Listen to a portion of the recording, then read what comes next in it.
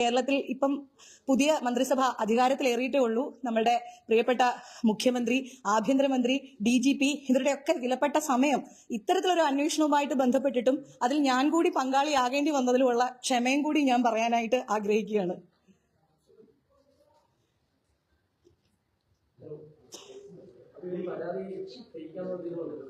പരാതി ഫേക്ക് ആണെന്ന് വന്നിട്ടില്ല.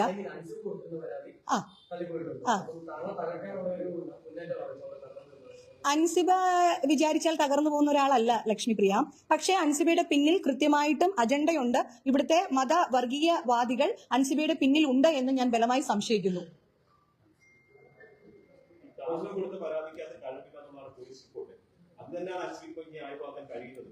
അതായത് ഞാൻ പരാതിയായിട്ട് കൊടുത്തിട്ടില്ലല്ലോ. ഞാൻ ഇങ്ങനെ ഒരു മെസ്സേജ് എനിക്ക് വന്നിട്ടുണ്ട്, ഇതിന്റെ കാര്യം ഒന്ന് അന്വേഷിച്ച് പറയണം എന്ന് മാത്രമേ ഞാൻ പറഞ്ഞിട്ടുണ്ടായിരുന്നുള്ളൂ. അല്ലാണ്ട് ഞാൻ കൊടുത്തത് ഒരു ഗൗരവമുള്ള പരാതിയാണെന്നും ഇത് കംപ്ലൈന്റ് രജിസ്റ്റർ ചെയ്യണമെന്നും ഞാൻ ഒരിടത്തും പറഞ്ഞിട്ടുണ്ടായിരുന്നില്ല. ഇത് പരിഹരിക്കാവുന്ന ഒരു സ്ഥലം എന്ന നിലയിൽ മാത്രമാണ് ഞാൻ തൃപ്പൂണിത്തുറ വനിതാ സെല്ലിലേക്ക് പോയതും കംപ്ലൈന്റ് കൊടുത്തതും. അല്ലാതെ എന്റെ പരാതി ഒരു കാര്യഗൗരവമുള്ള പരാതിയാണെന്ന് ഞാൻ പറഞ്ഞിട്ടേ ഇല്ല. ഒരു പരാതി എങ്ങനെയാണ് വ്യാജമാകുന്നത്? എങ്ങനെയാണ്? ഒന്നുകിൽ നമ്മൾ അവരെ പറ്റി അടിസ്ഥാനരഹിതമായിട്ടുള്ള ആരോപണങ്ങൾ ഉന്നയിച്ചുകൊണ്ട് കംപ്ലൈന്റ് കൊടുക്കണം, ഇല്ലെങ്കിൽ നമ്മൾ പരാതിയിൽ പറഞ്ഞിട്ടുള്ള കാര്യങ്ങൾ കൃത്യതയില്ലാത്തതും അവ്യക്തമായതുമാവണം, അല്ലെ, വ്യാജമായതാവണം. ഇത് രണ്ടും ഇല്ലല്ലോ.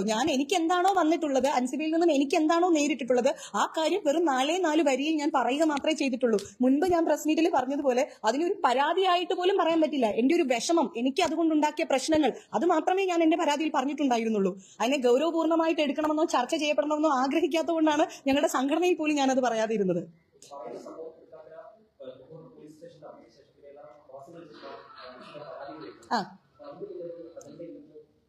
തീർച്ചയായിട്ടും ഞാൻ സംശയിക്കുന്നുണ്ട്.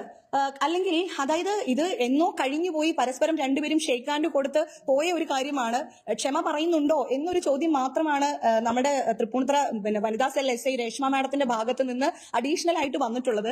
ആകെ 20 മിനിറ്റ് സമയം മാത്രമാണ് അൻസിബയും ഞാനും എല്ലാവരും കൂടി ഒരുമിച്ച് മാഡവും ഒക്കെ കൂടി ഇരുന്ന് സംസാരിച്ചിട്ടുള്ളത്.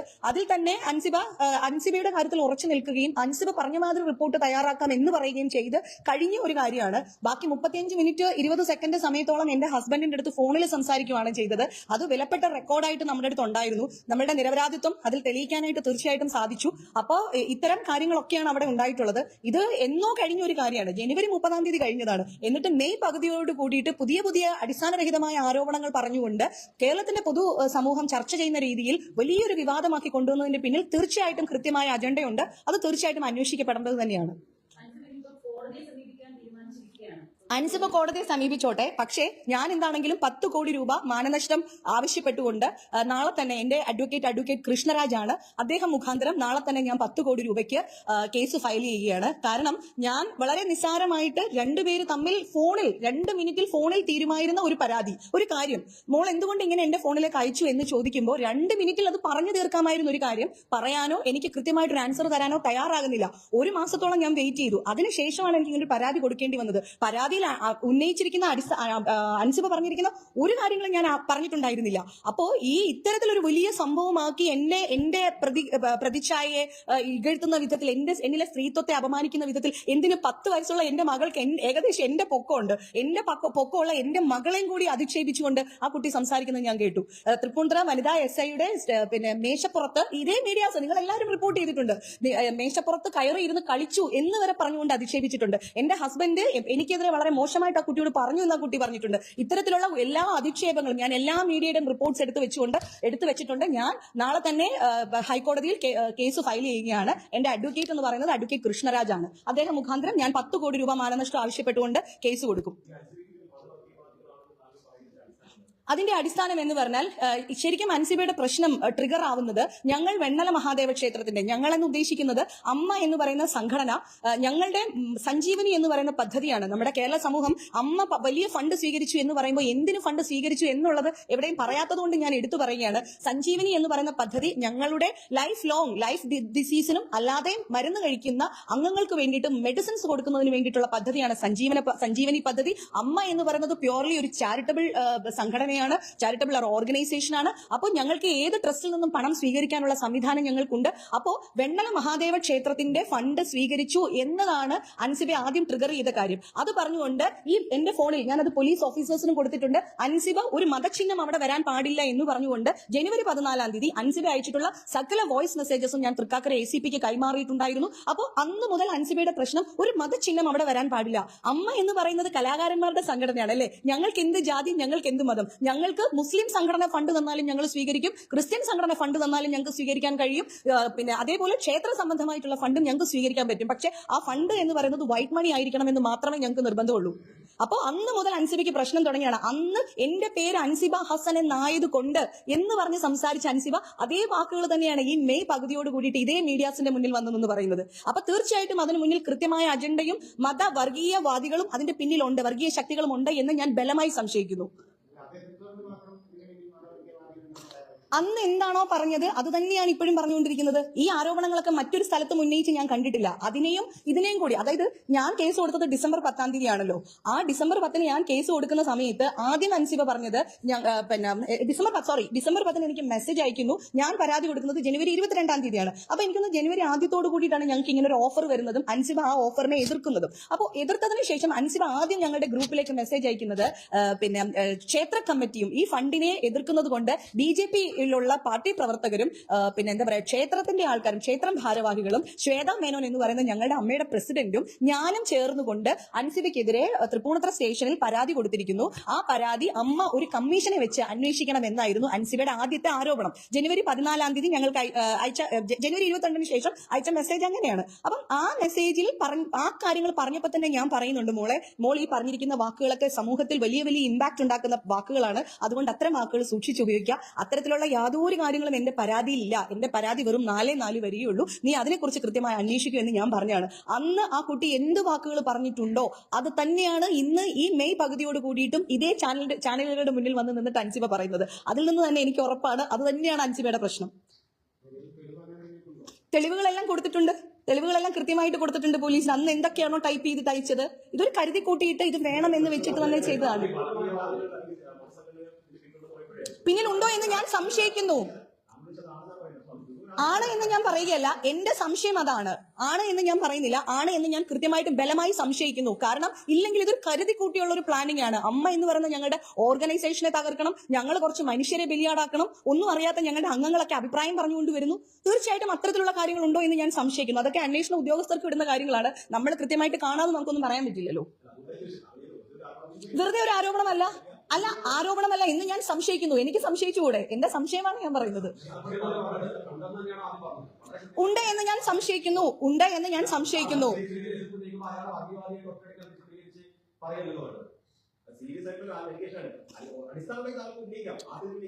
അതിനോടനുബന്ധിച്ചുള്ള ഞങ്ങൾക്ക് വന്നിട്ടുള്ള മെസ്സേജുകളും വോയിസ് മെസ്സേജസും കാര്യങ്ങളും എല്ലാം തന്നെ എന്റെ ഫോണിലുണ്ട്. ഇതെല്ലാം ഞാൻ തൃക്കാക്കര ACPക്ക് കൈമാറിയിട്ടുമുണ്ട്. അത് എന്റെ സംശയത്തെ ഇപ്പോൾ വന്നിരിക്കുന്ന ഈ വാദമുഖങ്ങളെല്ലാം തന്നെ അതിനെ ബലപ്പെടുത്തുന്ന കാര്യങ്ങളാണ്. അതുകൊണ്ട് ഞാൻ സംശയിക്കുന്നു.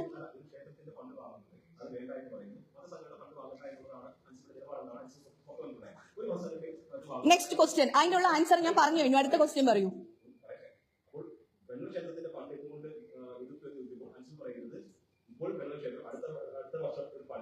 തീർച്ചയായിട്ടും സ്വീകരിക്കും.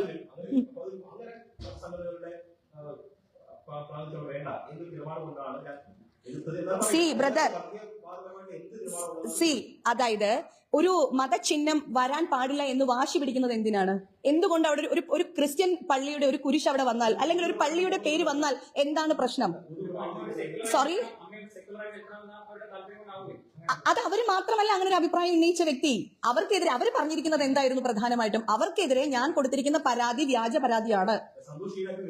സന്തോഷ് കീഴാറ്റൂർ എടുത്തിട്ടുണ്ട്, സിജോയ് വർഗീസ് എതിർത്തിട്ടുണ്ട്. അവരുടെ ഒന്നും പേരിൽ ഇങ്ങനെ ഒരു കേസ് വന്നിട്ടില്ലല്ലോ. സഹോദര, ഈ വാക്ക് ഞാൻ പറഞ്ഞതല്ല, ഇത് അൻസിബ പറഞ്ഞ വാക്കുകളാണ്.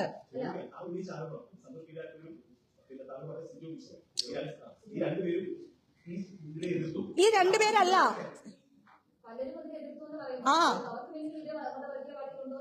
ഇല്ല, കാരണം അവരാരും ഇത്തരം ആരോപണങ്ങൾ പറഞ്ഞിട്ടില്ല. അൻസിബ എന്താണ് കഴിഞ്ഞ കുറെ ദിവസങ്ങളായിട്ട് മീഡിയയുടെ മുന്നിൽ പറഞ്ഞുകൊണ്ടിരിക്കുന്നത്? അൻസിബയ്ക്കെതിരെ ഞാൻ കൊടുത്ത കേസ് ഇതുമായിട്ട് കൂട്ടിക്കുഴച്ചുകൊണ്ടാണ് അൻസിബ ആദ്യം പറഞ്ഞത്. അമ്മ ഒരു കമ്മീഷനെ വെക്കണമെന്നും ഇതിന്റെ പിന്നിൽ ഇത്തരം ശക്തികളാണെന്നും അൻസിബയാണ് പറഞ്ഞിട്ടുള്ളത്, ഞങ്ങളാരും പറഞ്ഞതല്ല. മനസ്സിലായില്ലേ?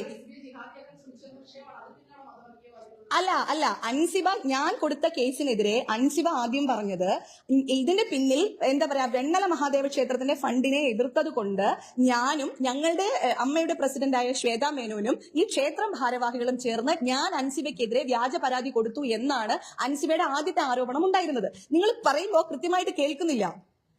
ഇതാണ് ആദ്യമേ അൻസിബ പറഞ്ഞിരുന്നത്. എന്നിട്ട് അൻസിബ എന്താ പറഞ്ഞത്? ഇതിനെ അന്വേഷിക്കുന്നതിന് വേണ്ടിയിട്ട് അമ്മ ഒരു കമ്മീഷനെ വെക്കണം എന്നതായിരുന്നു അൻസിബ ആദ്യം പറഞ്ഞത്. അപ്പോൾ ഞാൻ പറയുകയാണ്, ഇത് തികച്ചും രണ്ടുപേർ തമ്മിലുള്ള വ്യക്തിപരമായ ഒരു പ്രശ്നം മാത്രമാണ്. ഇതിന്റെ പിന്നിൽ വേറെ അജണ്ടയോ വേറെ കാര്യങ്ങളോ ഞങ്ങളുടെ പ്രസിഡന്റോ ക്ഷേത്രമോ ഒന്നും ഇല്ല എന്ന് ഞാൻ പറയുകയാണ്.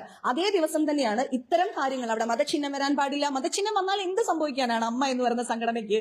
അവിടെ എല്ലാ ജാതി മതമില്ലാത്ത മതേതരമായിട്ടൊരു സംഘടനയാണ് അമ്മ എന്ന് പറയുന്ന ഓർഗനൈസേഷൻ. അവിടെ ഏത് മതത്തിന്റെയും, ഞാൻ നേരത്തെ പറഞ്ഞ വൈറ്റ് മണി വന്നാൽ സ്വീകരിക്കാം. നമ്മൾ നിയമപരമായിട്ടുള്ള നിയമവശങ്ങളൊക്കെ നോക്കിയിട്ട് തന്നെയാണ് ആ ഫണ്ട് സ്വീകരിച്ചത്. അത്തരം മീറ്റിങ്ങുകളൊന്നും അൻസിബ അന്ന് ഹാജരായിരുന്നില്ല നിർഭാഗ്യവശാൽ. ഓക്കെ, അതിനൊക്കെ ശേഷം നമ്മൾ എസ് സി പറഞ്ഞു കഴിഞ്ഞപ്പോഴാണ് അൻസിബ ഇത്തരം കാര്യങ്ങൾ അൻസിബയാണ് പറഞ്ഞിട്ടുള്ളത്.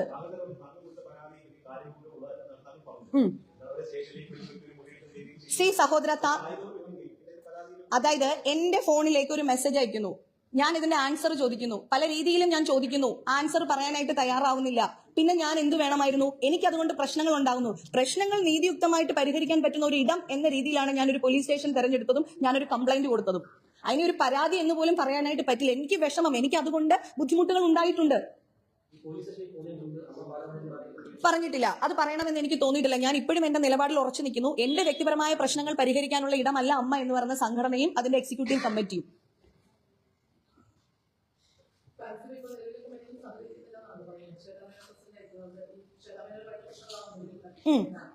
എന്താ മനസ്സിലായില്ല?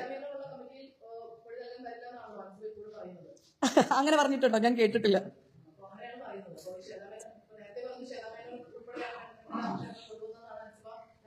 അതെ, ആദ്യത്തെ അൻസിബയുടെ ആരോപണങ്ങൾ അങ്ങനെയായിരുന്നു. ഈ ജിഹാദി മതം എല്ലാം തന്നെ ഉപയോഗിച്ചിട്ടുള്ള വ്യക്തി അൻസിബയാണ്. അതിന്റെ എല്ലാ പ്രൂഫ്സും ഞാൻ ബഹുമാനപ്പെട്ട ACP മനോജ് സാറിന് കൈമാറിയിട്ടുമുണ്ടായിരുന്നു. ശ്വേതാ മേനോൻ അന്ന് ഈ പ്രശ്നത്തിനെ എന്താ പറയാ, അവരുടെ കൂടെ നിന്നില്ല എന്ന തോന്നലായിരിക്കാം. അതെങ്ങനെയാണ് ഇപ്പോഴും രണ്ടു പേരാവുന്നില്ല?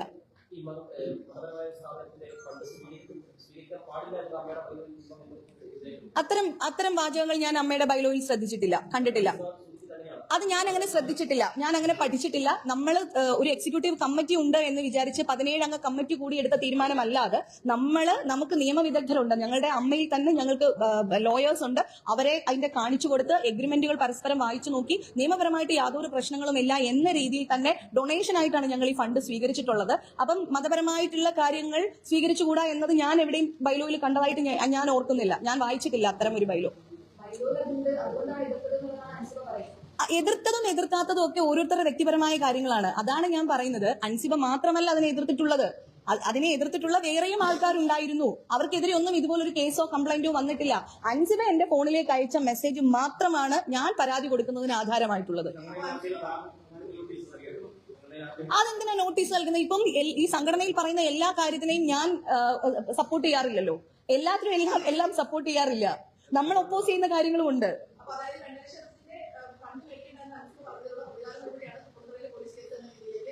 അൻസിബ വളച്ചൊടിച്ചു, അതിനെ ആദ്യമേ വളച്ചൊടിച്ച് അമ്മയിലേക്ക്. അങ്ങനെയാണ് അൻസിബ പരാതി വരുന്നത്. അമ്മ ഒരു കമ്മീഷനെ വെച്ച് പരിശോധിക്കണം എന്നായിരുന്നു അൻസിബയുടെ ആദ്യത്തെ പരാതി.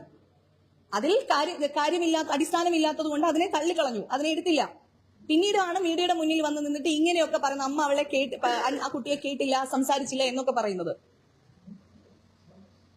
ഓക്കെ, ഞാൻ ബലമായി സംശയിക്കുന്നു.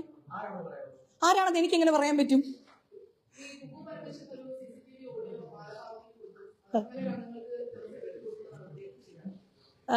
ഞങ്ങൾക്ക് പിന്നീട് മനസ്സിലാക്കാൻ കഴിഞ്ഞത് CCTV അല്ല കൊടുത്തിരിക്കുന്നത്, അത് അവരുടെ പേഴ്സണൽ ഫോണിൽ റെക്കോർഡ് ചെയ്യപ്പെട്ട ഓഡിയോ ആയിരുന്നു എന്നാണ് പറയുന്നത്. ഒരു പേഴ്സണൽ ഓഡിയോ കൊടുക്കാൻ പാടുണ്ടോ പാടില്ലായിരുന്നു എന്നുള്ളത് അവരിൽ മാത്രം ഒതുങ്ങുന്ന ഒരു കാര്യമാണ്. അതിൽ എനിക്ക് അഭിപ്രായം പറയാനാവില്ല.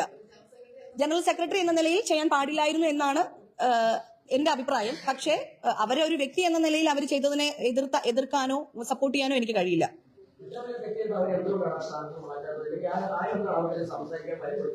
എത്രയും വലിയ തെറ്റ് അതിനെപ്പറ്റി എനിക്കറിയില്ല. ഇനി എന്തായാലും ജനറൽ ബോഡി വരികയല്ലേ, അവർ ഓരോരുത്തരും ചെയ്യുന്നത്. ഇപ്പൊ ഞാൻ ചെയ്തതാണെങ്കിലും ഒരു കമ്മിറ്റി അംഗം എന്ന നിലയിൽ എന്നിൽ എന്തെങ്കിലും വീഴ്ചകൾ വന്നിട്ടുണ്ടോ, കുക്കു പരമേശ്വരൻ എന്ന് പറയുന്ന ഞങ്ങളുടെ സെക്രട്ടറിക്ക് എന്തെങ്കിലും വീഴ്ചകൾ വന്നിട്ടുണ്ടോ, പ്രസിഡന്റിന് വീഴ്ചകൾ വന്നിട്ടുണ്ടോ, ഇതൊക്കെ ജനറൽ ബോഡിയിലായിരിക്കും ചർച്ച ചെയ്യപ്പെടുക. അപ്പോൾ തീർച്ചയായിട്ടും അതിനുള്ള തീരുമാനങ്ങൾ ഉണ്ടാവും. ഇപ്പൊ അൻസിബ ഈസി മെമ്പർ ആയിരുന്നു. ഇപ്പൊ ഈസി മെമ്പേഴ്സ് ഒരാളെ ഉണ്ണീഷുബാൽ സ്ഥാനത്ത് മാറി ജനറൽ ബോഡിയിൽ ഇപ്പം ഒരുപാട് പ്രശ്നമുണ്ട്. ഈ വരുന്ന ജനറൽ ബോഡിയിൽ അമ്മയിൽ അടിച്ചുപൊളി സാധ്യതകളുണ്ടോ? അതെനിക്കിപ്പോ പറയാൻ പറ്റില്ല. ജനറൽ ബോഡിയാണ് ഞങ്ങളുടെ ഓതറൈസ്ഡ് കോടതി എന്ന് പറയുന്നത്. അന്ന് ജനറൽ ബോഡിയിൽ അത്തരം തീരുമാനങ്ങളൊക്കെ ഉണ്ടാവുള്ളൂ. ഓക്കെ.